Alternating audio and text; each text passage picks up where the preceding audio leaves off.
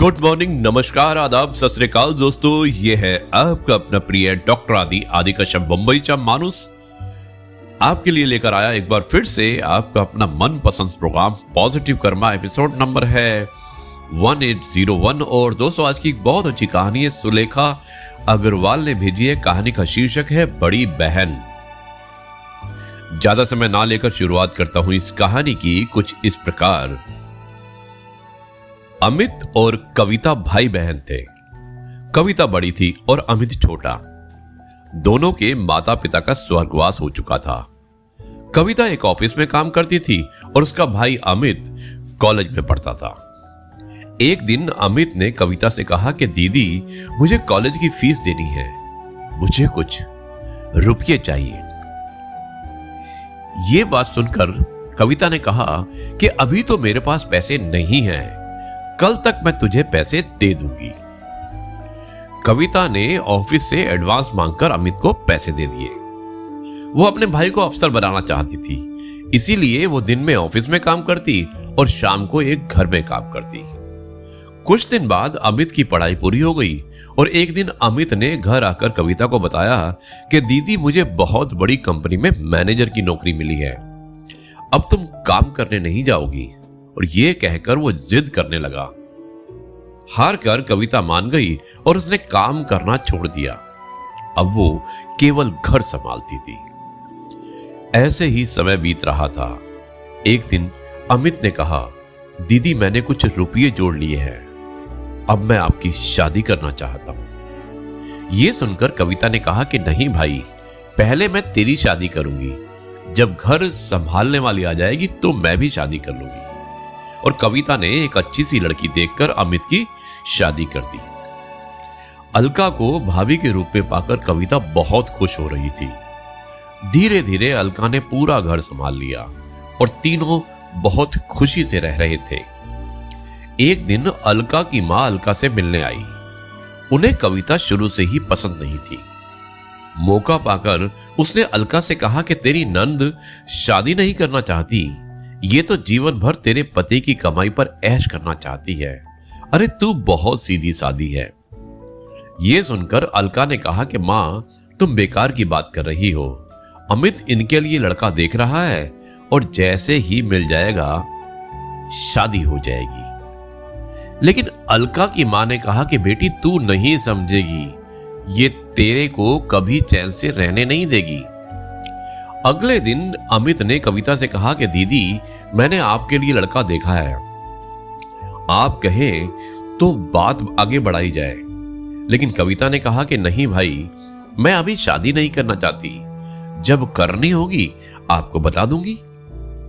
यह सुनकर अमित और अलका को बहुत आश्चर्य हुआ। अलका के दिमाग में मां की बातें गूंजने लगी।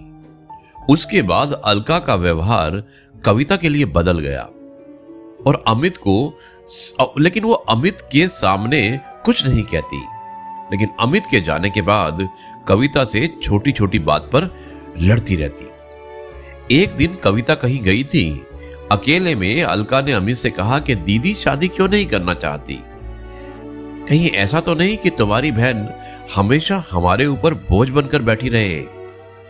यह सुनकर अमित को बहुत गुस्सा आया और उसने कहा कि खबरदार, मेरी दीदी के बारे में कुछ कहा, वे जो चाहेंगी वही होगा। तुम्हें पता है, उन्होंने अपना पूरा जीवन मुझे बड़ा आदमी बनाने में लगा दिया। अगले दिन दोनों मंदिर में पहुंच जाती हैं। मंदिर में पूजा करने के बाद अलका कविता को प्रसाद देती है। उसके प्रसाद में कुछ मिला रखा था, यानी कि उसने प्रसाद में कुछ मिला रखा था और प्रसाद खाकर कविता बेहोश हो जाती है। अलका उसे छोड़कर घर वापस आ जाती है। उसे लगता है कि जहर मिले प्रसाद में कुछ देर में ही कविता मर जाएगी। अब कुछ देर बाद कविता को होश आता है, लेकिन वो अपनी पिछली जिंदगी भूल जाती है और मंदिर में बैठकर रोने लगती है। शाम को जब अमित घर आकर अलका से कविता के बारे में पूछता है तो अलका कहती है कि दीदी तीर्थ यात्रा पर गई है, कुछ दिनों में वापस आ जाएगी। तब अमित कहता है कि दीदी, मुझे बगैर बताए अचानक कैसे चली गई? और वो परेशान हो जाता है। लेकिन अलका अलका उसे समझाकर शांत कर देती है। इधर कविता को उसी मंदिर के पुजारी मंदिर में स्थान दे देते हैं और वो दिन रात मंदिर में सेवा करने लगती है। मंदिर के सभी भक्त और पुजारी कविता का बहुत ध्यान रखते हैं और ऐसे ही समय बीत जाता है, लेकिन कविता को पिछला कुछ याद नहीं आता। काफी दिन बाद बीत जाने के बाद अमित कविता को ढूंढने निकल जाता है। वो कविता को ढूंढता रहता है, लेकिन कविता उसे कहीं नहीं मिलती और एक दिन वो थक कर उसी मंदिर के एक पेड़ के नीचे बैठ जाता है और तभी वहां कविता आती है और वो कहती है कि भैया, मंदिर में भंडारा शुरू हो रहा है, आप भी बैठकर भोजन कर लीजिए। कविता की आवाज सुनकर अचानक ही उसका भाई चौंक जाता है। कविता को देखकर वो रोने लगता है। तब कविता कहती है कि भैया, आप क्यों रो रहे हो? तभी वहां के पुजारी बाबा आ जाते हैं और वो अमित से पूछते हैं। तो अमित कविता के बारे में पुजारी को सब कुछ बता देता है। पुजारी बाबा कहते हैं कि उन्हें ये लड़की यहां बेहोश मिली थी। होश आया तो इसे कुछ याद नहीं था। अरे अच्छा हुआ तो मिल गए, इसे अपने घर ले जाओ।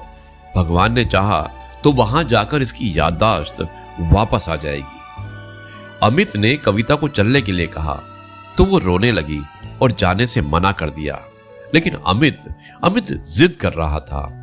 तब कविता ने कहा कि भाई, मुझे सब कुछ याद है, लेकिन मैं जानबूझकर नाटक करती थी ताकि तुम और भाभी मेरे बिना खुश रह सको। भाभी को मेरा घर में रहना पसंद नहीं, इसलिए मैं अब उस घर में जाना नहीं चाहती। ये सुनकर अमित रोने लगता है और कविता से कहता है कि दीदी, अगर आप घर नहीं चलोगी तो मैं भी यहीं रहूंगा। उनकी बातें सुनकर कविता घर आने के लिए तैयार हो जाती है, लेकिन उसने अमित से कहा कि मेरी एक शर्त है कि तुम भाभी पर गुस्सा नहीं करोगे। अमित उसकी बात को मान जाता है और कविता को लेकर घर आ जाता है। कविता को देखकर अलका सहम जाती है और वो रोने लगती है। उसने कविता से और अमित से माफी मांग लेती है। कविता के कहने पर अमित उसे माफ कर देता है और कुछ दिन बाद कविता ने शादी कर ली और अपने ससुराल विदा हो गई। दोस्तों, ये थी कहानी। मुझे उम्मीद है कि ये कहानी आपको अवश्य पसंद आई होगी, जिसका शीर्षक था बड़ी बहन। अब मैं इस कार्यक्रम को यहीं पर समाप्त करता हूं और कल आपसे एक बार फिर से मुलाकात होगी कुछ नई बातों के साथ। तब तक के लिए आपसे कहता हूं जय गुरु जी, शुक्राना गुरु जी।